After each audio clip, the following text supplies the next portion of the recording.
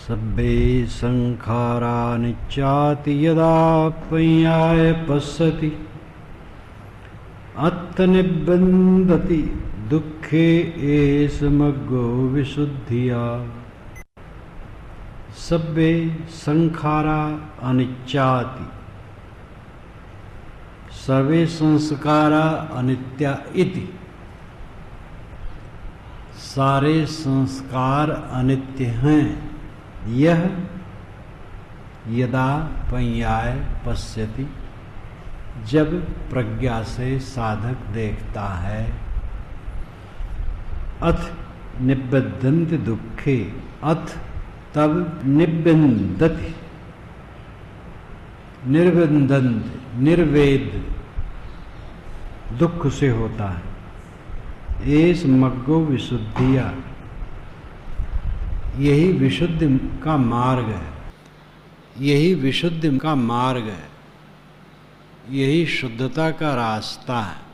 सब्बे संखारा अनिच्चाति, संखारा संस्कार, संस्कार का अर्थ होता है निर्मित वस्तु और संस्कार का अर्थ होता है मन की वासना। बुद्ध वाणी में संस्कार का प्राय अर्थ होता है निर्मित वस्तु। संस्कार यानी जो निर्मित किया गया है, जैसे ये मकान है, ईंट पत्थर इत्यादि जोड़ करके बनाया गया, तो संस्कार किया गया, संवारा गया। भौतिक पदार्थों में गति होती है, उसमें अपने आप संस्कृत हो जाती है। एक पर्वत है, वो संस्कृत है, यानी संस्कार किया हुआ है। प्रकृति ने उसका संस्कार कर दिया, निर्मित हो गई। बहुत सारे कंकड़ पत्थर निर्मित होते रहते हैं। संस्कार जो निर्मित हो, संस्कार पदार्थों की वासनाएं, संस्कार के दो अर्थ होते हैं। यहाँ अर्थ है निर्मित पदार्थ। सब्बे संखारा अनिच्चाति, सारी संस्कृत वस्तुएं अनित्य हैं, सारी बनी वस्तुएं अनित्य हैं, रोज रहने वाली नहीं हैं। बड़े बड़े मकान बनते हैं, कुछ दिन लोग रहते हैं, फिर ध्वस्त हो जाता है। जिस शरीर पर सबसे बड़ा गर्व है, वह शरीर क्षण पल में भूलुंठित हो जाता है। सारा संयोग बदलता है।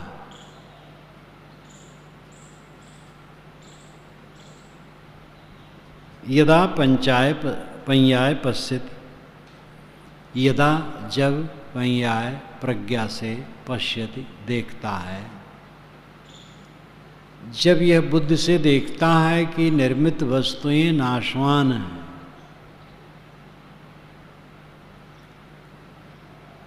तब अथ, अथ का अर्थ होता अब, लेकिन यहाँ है तब, तब निबंधति, निर्विंदति, निर्वेद होता है। निर्वेद नाम ग्लानि, निर्वेद नाम वैराग्य, निर्वेद नाम उदासीनता। दुखे, दुखों से, दुखों से निर्वेद होता है। जब सब कुछ नाशवान है तो किसमें मोह करे? जो सामने है वो रहेगा नहीं, तो क्या मोह किया जाए? कौन बुद्धिमानी है? अनित्य वस्तुओं में मोह करना, थप्पड़ खाना। अनित्य वस्तुओं में मोह करोगे, वो छूट जाएंगी, फिर रोओगे। क्या मतलब है? एस मग्गो विशुद्धिया, ये विशुद्धि का मार्ग है, चित्त की शुद्धि का रास्ता है। साधक का चित्त जो एकाग्र नहीं होता है, उसमें कारण यही है कि संसार की अनित्यता का उसे बोध नहीं। बुद्धि में तो बात समझ में आ जाती है, कौन नहीं जानता है कि मर जाना है, सब कुछ छूट जाना है। लेकिन जब उसका निरंतर अभ्यास होता है, रोज साधक बैठ करके इस पर सोचता है, ऐसे प्रकरणों का अध्ययन करता है। वैसे तो सारा संसार ही खुली किताब है, लेकिन जो ये किताबें ज्ञान की हैं, ये इस संसार का ठीक से बोध कराती हैं। सीधे सीधे हम संसार से बहुत बोध नहीं प्राप्त कर पाते, इसलिए ग्रंथ साहब में कारण यही है कि संसार की अनित्यता का उसे बोध नहीं। बुद्धि में तो बात समझ में आ जाती है, कौन नहीं जानता है कि मर जाना है, सब कुछ छूट जाना है। लेकिन जब उसका निरंतर अभ्यास होता है, रोज साधक बैठ करके इस पर सोचता है, ऐसे प्रकरणों का अध्ययन करता है। वैसे तो सारा संसार ही खुली किताब है, लेकिन जो ये किताबें ज्ञान की हैं, ये इस संसार का ठीक से बोध कराती हैं। सीधे सीधे हम संसार से बहुत बोध नहीं प्राप्त कर पाते, इसलिए ग्रंथ सहायक होते हैं और ग्रंथ प्रेरित करते हैं। तुम देखो, जो तुम्हारे सामने है छुटा है, छूट जाएगा। और संसार को ऐसे देखा जाए, ग्रंथ की जरूरत नहीं है।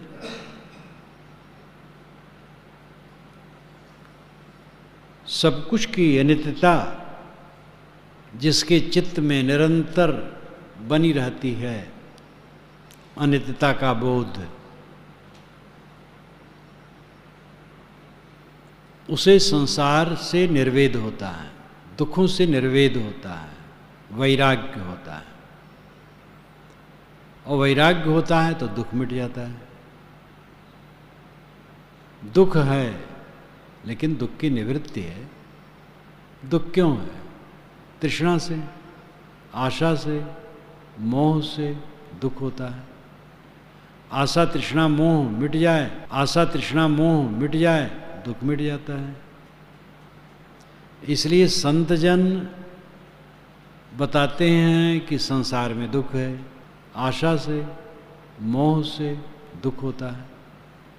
आशा तृष्णा मोह मिट जाए, दुख मिट जाता है। इसलिए संत जन बताते हैं कि संसार में दुख है तो निराशावादी होते हैं, ऐसी बात नहीं है। वो वास्तविकता बताते हैं। और महाआशावादी हैं संत, वे कहते हैं तुम दुखों से बिल्कुल मुक्त हो। भाग्य होता है तो दुख मिट जाता है। दुख है, लेकिन दुख की निवृत्ति है। दुख क्यों है? तृष्णा से, आशा से, मोह से दुख होता है। आशा तृष्णा मोह मिट जाए, दुख मिट जाता है। इसलिए संत जन बताते हैं कि संसार में दुख है, आशा से, मोह से दुख होता है। आशा तृष्णा मोह मिट जाए, दुख मिट जाता है। इसलिए संत जन बताते हैं कि संसार में दुख है तो निराशावादी होते हैं, ऐसी बात नहीं है। वे वास्तविकता बताते हैं। और महाआशावादी हैं संत, वे कहते हैं तुम दुखों से बिल्कुल मुक्त हो सकते हो। दुख मन का अभाव है, मन का असंतोष है, और वह मिट जाएगा जब तृष्णा मिट जाएगी। जब तुम्हारे चित्त में तृष्णा नहीं रहेगी तो दुख अपने आप मिट जाएगा। नहीं रहेगी तो दुख अपने आप मिट जाएगा। मोह नहीं रहेगा, दुख मिट जाएगा। जहाँ जहाँ हमारा मोह नहीं है, कुछ फर्क नहीं पड़ता।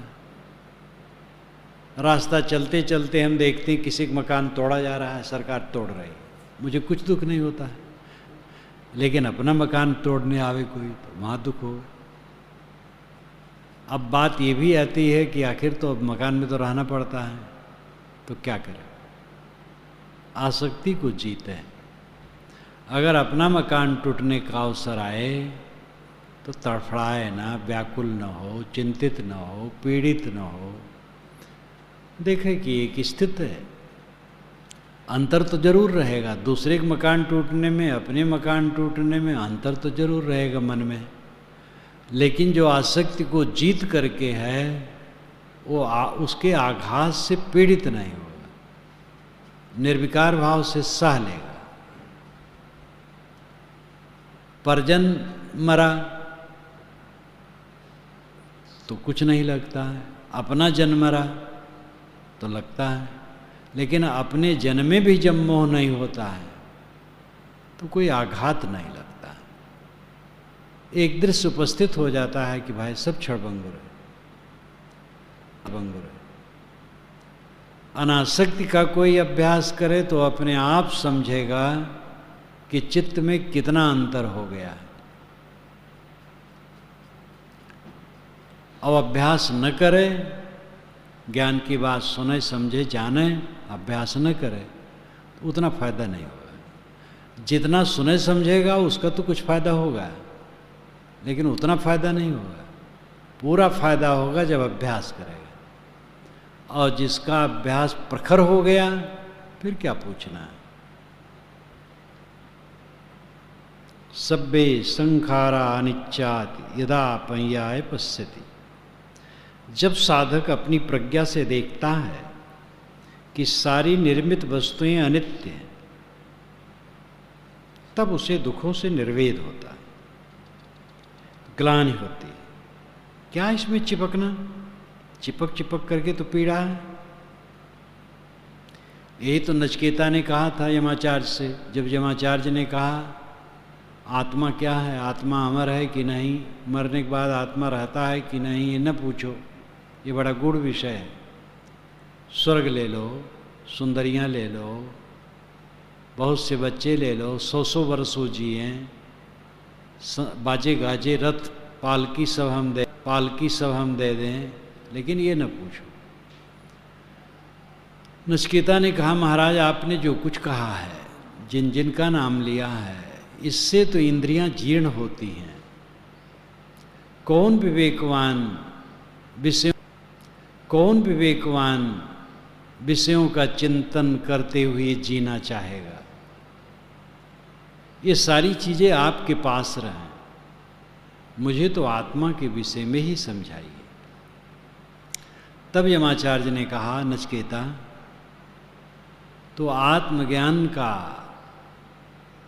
अधिकारी, आत्मज्ञान का अधिकारी कौन है? जिसके चित्त में अनासक्ति। अब कुछ अनासक्ति होती है तो अधिकारी बनता है। जब आत्मज्ञान पा जाता है और अभ्यास करता है तो जो आसक्ति शेष है वो क्षीण होती जाती है। एष मग्गो विशुद्धिया, ये विशुद्धि का मार्ग है। संसार की अनित्यता का निरंतर चिंतन करना विशुद्धि का रास्ता है। इस गाथा का सार अर्थ यही। उपलब्ध प्राणी पदार्थ परिस्थितियों के विषय में अनित्यता का चिंतन करना, परिवर्तनशीलता का चिंतन करना, ये चित्त शुद्धि का रास्ता है। सब्बे संखारा दुःखाति यदा पय्याय पश्यति अत्यनिबद्धन्ति दुःखे एष मग्गो विशुद्धिया। सब्बे संखारा दुःखाति, इस गाथा में वही शब्द है। दुःखाति ये अलग शब्द है। दुःखाति, दुख इति, दुख है यह, समझ ले बुद्धि से, तो दुखों से निर्वेद होता है। ये विशुद्धि का रास्ता है। सारी निर्मित वस्तुएं दुख हैं, तो निर्मित वस्तुएं अपने आप में दुख नहीं होती, वस्तु उसमें हमारा मोह लग जाता है, इसलिए दुख शुरू हो जाता है। कोई निर्मित वस्तु है वो एकाएक हमारे लिए दुख का कारण नहीं होता है। हमारा मोह उसमें लग जाता है, तब जब उसमें कुछ टूटन होती, बिछड़न होती, तब दुख होता है। इसलिए दुख हम अविद्या से पैदा करते हैं, अज्ञान से पैदा करते हैं, मन लगा लगा करके चारों तरफ दुख पैदा करते हैं। दिल जोड़े से बड़ा दुख हो नाहक कोई दिल जोड़े।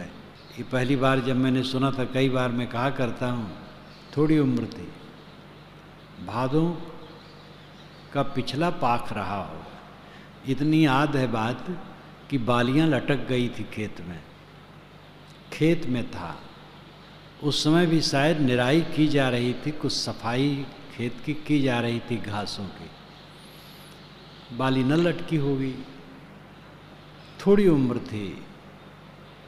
एक तरुण 15-16 वर्ष का खेतों में से रास्ता था, गाता हुआ खूब लहराता जा रहा था। दिल जोड़े से बड़ा दुख हो नाहक कोई दिल जोड़े। दिल जोड़े वे चकवा चकवी रात बिलग हुई जाए, नाहक कोई दिल जोड़े। उस उम्र में भी ये मुझे बहुत बढ़िया लगी बात। दिल जोड़ने से दुख होता है, नाहक में लोग दिल जोड़ते हैं। दिल जोड़ जोड़ करके चाटे खाते रहते जीवन में।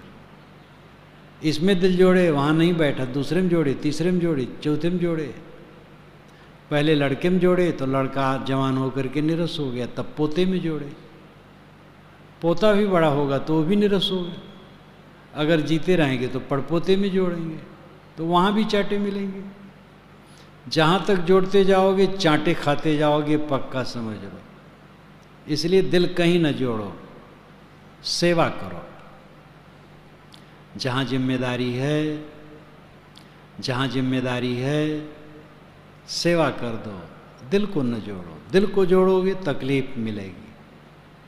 अपना है मान करके संताप होता है।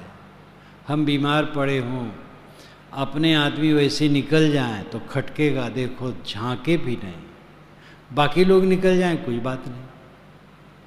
अभी बेकार की बात हुई कि नहीं हुई?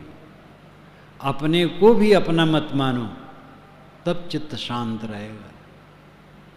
बड़ी कठिन साधना है और बड़ी सरल साधना है। कठिन साधना क्यों है? ये मोही मन कायर बना है, इसलिए कठिन साधना लगती है। लेकिन विवेक हो जाए, बड़ी सरल साधना है। कुछ अपना है ही नहीं है, तो इस वास्तविकता में मन का रखना कितना सरल है। क्या कुछ अपना है? अगर कुछ अपना होता तो शरीर छूटने के साथ जीव के साथ कुछ जाता है। कुछ तो अपना नहीं है। इतना खुला खुला ये विषय है समझना, और इसको न समझ पाए उसके समान बेवकूफ़ कौन है? सारा संसार बेवकूफ़ है, नहीं समझ पाता है। अब जो अपनी अपनी बेवकूफ़ी घटावे तो समझे। सब्बे संखारा दुखात यदा पर्याय पश्यति। जब साधक ये प्रज्ञा से देखता सारी निर्मित वस्तुएं दुख अथ निबंधन्ति दुखे, तब दुखों से निर्वेद होता है। एस मग्गो विशुद्धिया, ये विशुद्धि का रास्ता है। जब सब कुछ लगता है, जहाँ कहीं हम मन जोड़ेंगे दुख मिलेगा और कुछ नहीं मिलेगा, तब निर्वेद मन में हो जाता है, विवेक जग जाता है और शुद्धि का रास्ता मिलता है। सब्बे धम्मा अनुत्ताति यदा पर्याय पश्यति अथ निबद्धन्ति दुखे एष मग्गो विशुद्धिया। सब्बे धम्मा अनुत्ताति, यहाँ धम्मा कहा गया है, वहाँ संखारा कहा गया था। संखारा नाम निर्मित, यहाँ भी धम्मा का अर्थ है पदार्थ। निर्मित, यहाँ भी धम्मा का अर्थ है पदार्थ। सारे पदार्थ अनत्ताति, अत्ता नहीं है। अत्ता नाम आत्मा। ये शरीर से लेके जो कुछ हमें मिला है आत्मा नहीं है, ये अनात्म है। सारे पदार्थ संसार के जितने हैं वो अनात्म है, अपना नहीं है, अपना नहीं है। यदा पर्याय पश्यति, जब प्रज्ञा से देखता है, जब साधक जब प्रज्ञा से देखता है, जब साधक अपनी विवेकवती बुद्धि से देखता है कि शरीर से लेकर के समस्त उपलब्ध वस्तुएं अनात्म हैं, वह आत्मा नहीं है, अपना स्वरूप नहीं है, तब उससे निर्वेद पैदा होता है, वैराग्य पैदा होता है। जब अपना नहीं है तो मोह क्यों किया जाए? एस मग्गो विशुद्धिया, ये विशुद्धि का रास्ता है। अनत्ता, अनात्म, अनित्य और दुख, ये बुद्ध वाणी में 3 कहा जाता है, अनात्म, अनित्य और दुख। पतंजलि महाराज ने असुच भी कहा है, अविद्या के लक्षणों में उन्होंने असुच को भी जोड़ा है। अनात्म है, अनित्य है, दुखद है, असुचि।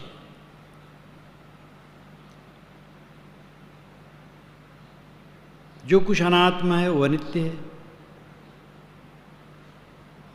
और उसके संपर्क में दुख है। ऐसा समझ करके जो मूंज में से जैसे सींग निकाल लिया जाता है, वैसे अपने को सब में से निकाल लेता है।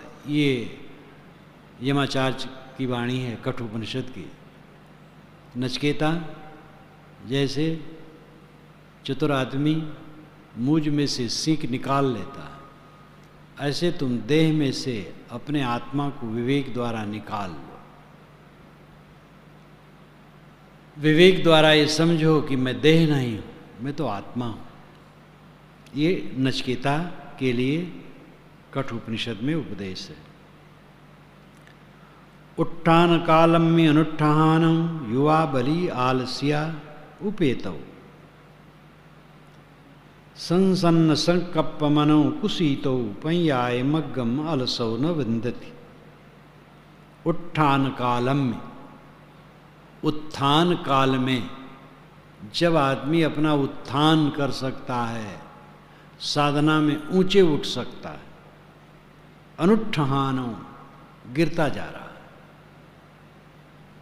युवा बलि आलसी उपेतौ, जवान है, बली है, लेकिन आलस्य में डूबा है।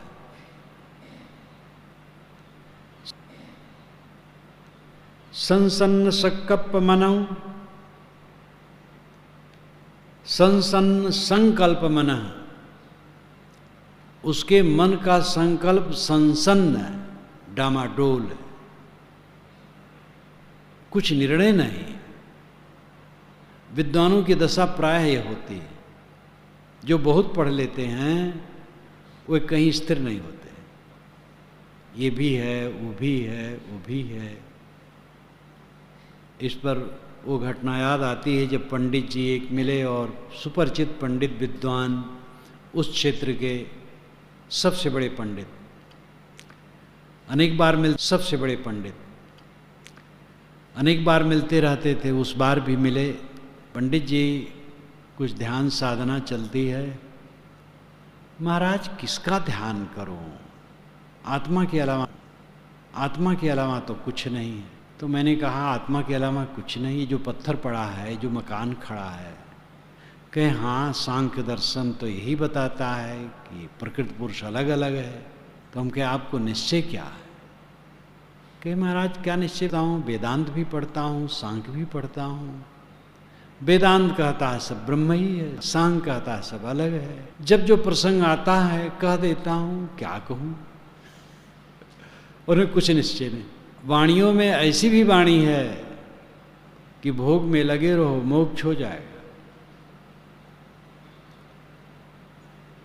कोई फर्क नहीं पड़ता है। भोग योग में कोई अंतर नहीं है। ये समझ ले कि आत्मा अभोक्ता है, अकर्ता है। फिर इंद्रियां भोगों में लगी रहें, मैं आत्मा हूं, मैं इंद्रिय थोड़े हूं, कोई फर्क नहीं पड़ेगा। ये स्वाभाविक है। इंद्रियों का भोग स्वाभाविक है, भगवान का बनाया है, उनका वरदान है। इसमें मोक्ष में क्या फर्क पड़ेगा? ऐसी वाणी भी मिलेगी। अब ऐसी वाणी भी पढ़े, अब डामाडोल है, साधना की जरूरतें नहीं है, मन निवृत्त हो ही नहीं सकता है। कितने विद्वान समझते हैं मन निर्विषय नहीं हो सकता। नहीं हो सकता, तो क्या होगा? साधना तो किए नहीं। सन्न संकल्प मनो, संकल्प मना, मन का संकल्प संसन्न है, डामाडोल है। कुसीतो दीर्घ सूत्री है, थोड़े काम को बहुत देर तक करता है। पय्याय मग्गम आलसो न विंदति, ऐसे आलसी आदमी प्रज्ञा मार्ग ज्ञान मार्ग को नहीं प्राप्त कर सकते। युवा बली आलसिया उपेतो, जवान है बली है लेकिन आलस में डूबा है। ऐसे साधक होते हैं कि जवान है, खाते हैं जम करके दोनों टाइम, लेकिन ना अध्ययन में मन लगता है, न ध्यान में मन लगता है, न सेवा में मन लगता है। ऐसे पहले भी थे, आज भी हैं, आगे भी रहेंगे। महाराज राम जब बन जाने लगे हैं तो दान करने लगे हैं, तो काव्य है। उनके पास तो राजकाज नहीं रहा, बच्चे रहे, शादी हुई थी, घर आए थे विवाह के बाद, तो उतना धन कहाँ रहा जितना वाल्मीकि रामायण में वो दान करें। लेकिन जो दान अब लिखने लगे, कभी तो कम क्यों लिखें। और फिर बड़े पुरुष जो पात्र हैं ना, काव्य के बड़े पात्र हैं, उनके लिए थोड़ा लिखना तो फिर मजा नहीं आएगा। खूब लिखा है दान। तो उसी में ऐसे ऐसे भी साधक आते हैं जो घोर आलसी हैं और खाते हैं वो पड़े रहते हैं, उनको दान देते हैं। युवा बली आलसिया उपेतो, जवान है बली है लेकिन आलसिया उपेतो, उपेतो नाम प्राप्त, जो आलस्य प्राप्त है। और उत्थान कालम में अनुत्थानो, अब जवान अवस्था में बल है, जवानी है, तो उत्थान काल है, इसमें खूब सेवा कर सकते हो, साधना कर सकते हो, स्वाध्याय कर सकते हो। नवयुवक आते हैं तो उनको मैं कहा करता हूँ कि तुम्हें समय है सेवा करने का, थोड़े दिन में तो बस सीनियर हो जाओगे, तो जूनियर आकर के तुम्हारी सेवा करने लग जाएंगे, तब तुम क्या करोगे? अभी सेवा करो खूब दौड़ दौड़ करके, फिर सेवा का अवसर नहीं रहेगा। जब तुम बर्तन मांजने लगोगे तो दूसरे जो जूनियर आए हैं वो छीन लेंगे तुम्हारे हाथ से, वो मांज डालेंगे। सेवा में लगो, सेवा से चित्त शुद्ध होगा। और जो साधक है वो जूनियर सीनियर कुछ नहीं, अपनी श्रेणी शक्ति योग्यता के अनुसार सब समय सेवा करता है। लेकिन ये जवानी, स्वस्थ शरीर और ये उत्थान काल का समय है, तो उसी में अनुत्थानम, नीचे गिरना, आलस में डूबे रहना। और सबसे बड़ा कुलक्षण है संसन्न सकप मनो, बस सीनियर हो जाओगे तो जूनियर आकर के तुम्हारी सेवा करने लग जाएंगे, तब तुम क्या करोगे? अभी सेवा करो खूब दौड़ दौड़ करके, फिर सेवा का अवसर नहीं रहेगा। जब तुम बर्तन मांजने लगोगे तो दूसरे जो जूनियर आए हैं वो छीन लेंगे तुम्हारे हाथ से, वो मांज डालेंगे। सेवा में लगो, सेवा से चित्त शुद्ध होगा। और जो साधक है वो जूनियर सीनियर कुछ नहीं, अपनी श्रेणी शक्ति योग्यता के अनुसार सब समय सेवा करता है। लेकिन ये जवानी, स्वस्थ शरीर और ये उत्थान काल का समय है, तो उसी में अनुत्थानम, नीचे गिरना, आलस में डूबे रहना। और सबसे बड़ा कुलक्षण है संसन्न सकप मनो, मन का संकल्प संसन्न रहना, डामाडोल रहना, निर्णय न होना। निर्णय साफ होना चाहिए, साफ निर्णय से काम होगा। ये काम आज करूं कि कल करूं, आज करूं कि कल करूं, सोचते सोचते बीत जाएगा 15 दिन, नहीं करोगे। कितने लोग यही सोचते रह जाते हैं, कपड़े का व्यापार करें कि बर्तन का करें कि मिर्च मसाले का कर रहे हैं, सोचते सोचते बीत गया वर्ष भर, अभी दुकानें नहीं खोले, कुछ लिए ही। अरे सोचो, कदम उठाओ, हानि लाभ की चिंता छोड़ो। घाटा के भ्रम में जो दुकान नहीं करेगा वो सफल होगा। शुरू करो काम, घाटा होगा फिर मुनाफा होगा। निर्णय लो और कदम उठाओ। बोध के विषय में, आचरण के विषय में, रहने के विषय में मन बिल्कुल निर्मल होता है, मन बिल्कुल निर्विषय होता है। और विषयों के पंख में फंस करके मोक्ष का क्या अर्थ है? मोक्ष कोई जादू टूना है? और क्या आचरण के विषय में, रहने के विषय में मन बिल्कुल निर्मल होता है, मन बिल्कुल निर्विषय होता है। और विषयों के पंख में फंस करके मोक्ष का क्या अर्थ है? मोक्ष कोई जादू टूना है? और क्या मर जाने के बाद मोक्ष माना गया है, जीवन में नहीं? बस होता है संतो जीवत ही करू आशा, जियत न तर्यो मुए का तरियो, जियते जो न तरे। जीवन में मोक्ष है, मोह का क्षय ही मोक्ष है। वासना में डूबा है तो मोक्ष क्या है? जिसके मन में गंदगी है, इंद्रियों में गंदगी है, वाणी में गंदगी है, मुक्त कहाँ? मुक्त है जब मन वाणी कर्म निर्मल हो गए। और ऐसा होता है। और शास्त्र के मोह में न पड़े। कोई शास्त्र स्वतः प्रमाण नहीं है। किसी महापुरुष को हम स्वतः प्रमाण क्यों मान लें? ठीक है, कोई पवित्र आत्मा है, आदरणीय है, लेकिन जब वो वाणी का है तो वाणी पर विचार करना अपराध नहीं है। कितने ऐसे हैं सदाचारी हैं लेकिन भ्रांत हैं, तो गलत बात कह देते। जाहिदे गुमराह का मैं किस तरह हमरा हूँ, वह कह अल्लाह है, मैं कहूँ अल्लाह हूँ। कोई जाहिद है, परहेजगार है, त्यागी है, लेकिन गुमराह है, सही बोध नहीं है, तो उसका साथी मैं कैसे बनूं? वह कहता अल्लाह है और मैं कहता हूँ अल्लाह हूँ। अल्लाह है पता नहीं कहाँ है, हूँ मैं प्रत्यक्ष हूँ। तो जो गुमराह है, भटका, अल्लाह को बाहर खोजता है, उसकी बात में कैसे मानूं? सूफी संतों में भी आत्मज्ञानी पुरुष हुए हैं जो ललकार करके कहे, राह हक हरगिज न आवी, ता नगीरी चार तर्क। तर्क दुनिया, तर्क उकबा, तर्क मौला, तर्क। राह हक हरगिज न आवी, हक नाम सत्य। सत्य का रास्ता तब तक नहीं मिल सकता, हरगिज न आवी, तब तक नहीं मिल सकता। राहक हरगिज ने आवी, ता नगीरी चार तर्क, जब तक चार का त्याग नहीं किया जाएगा। तर्क दुनियादारी का त्याग, विषय वासना का त्याग। सूफी संतों ने भी विषय वासना कोई गुंजाइश नहीं रखी है। तर्क दुनिया, तर्क उकबा स्वर्ग, जो जन्नत में हूरे और गिलमे से मिलना चाहते हैं, ये सब वासना रहेगी तो क्या उसका कल्याण होगा? तर्क दुनिया, तर्क उकबा, तर्क मौला ईश्वर से मिलने की इच्छा है, क्या कल्याण होगा? जिसमें मिलन होती हो कहीं कल्याण होता है? वो तो ख्वाब है। और तर्क इन तीनों के त्याग का त्याग, इन तीनों के त्याग का जो अहंकार आ जाए उसका भी त्याग, एकदम चारों तरफ से न्यूट्रल, बिल्कुल निष्पक्ष, अनासक्त, बेलाग।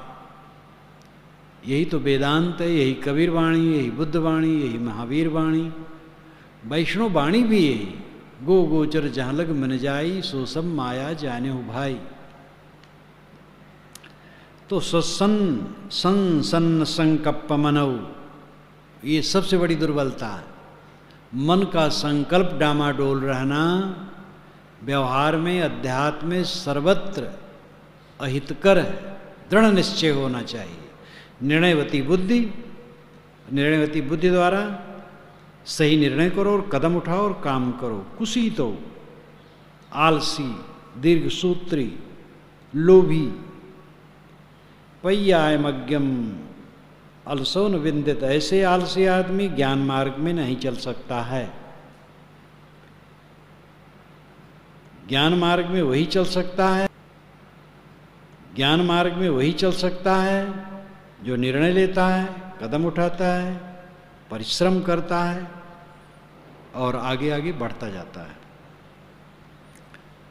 इस प्रकार यह श्रावस्ती में तथागत बुद्ध थे। एक थेर था, थेर गाथा, थेरी गाथा ये आता है बुद्ध वचन में।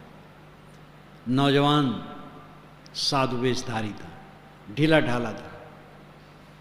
जेतवन में तथागत बुद्ध ने उसको लक्ष्य में रख करके कहा, उत्थान कालो अनुत्थानम, उत्थान काल में तू नीचे गिरता जा रहा है।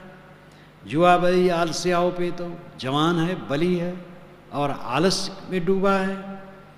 संसन्न सकप मनो, बिल्कुल डामाडोल है तू ज्ञान मार्ग को कैसे प्राप्त कर सकता है? छोड़ इन कमजोरियों को और ज्ञान मार्ग में आगे बढ़ जा।